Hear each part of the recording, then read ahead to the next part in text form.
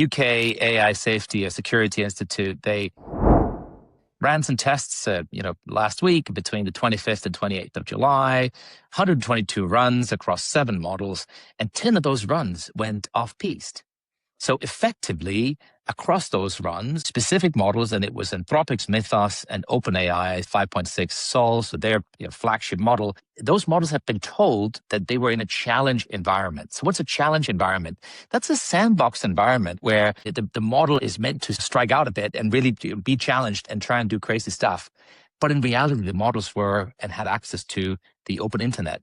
So they were told they were in a sandbox environment, and the classifiers were off, the classifiers being the things that try and regulate what they do, but they had access to the internet. And what did they do? Well, one of the models found an open source project. So, for people that don't code every day, open source software is the software that's freely available that you can download and integrate into other projects you are running, and a lot of code runs that way. The whole internet is built on open source software. So it picked a project, and then it created some malware. Malware being software that can maybe take over your computer, and then it told the human maintainer of that repo that it had created some code that would update and upgrade that open source and try to push that into the repo so that the bad software, the malware, would become part of that repo.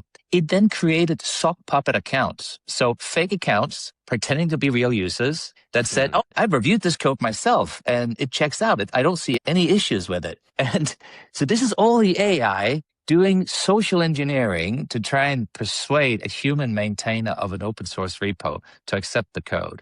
Now, in the end, a human maintainer figured it out, shut it down. As the model was being challenged live, it started deleting its own tracks, covering up, and then in the end admitted that it had maybe tried to upload some code that wasn't good, but then you could see in the reasoning traces, so in its own kind of internal monologue, it was saying, well, I'm going to pretend to come clean so that they maybe will trust me more so I can come back and do this at another time. All of this done by the AI. So it's just super interesting to see what's happening.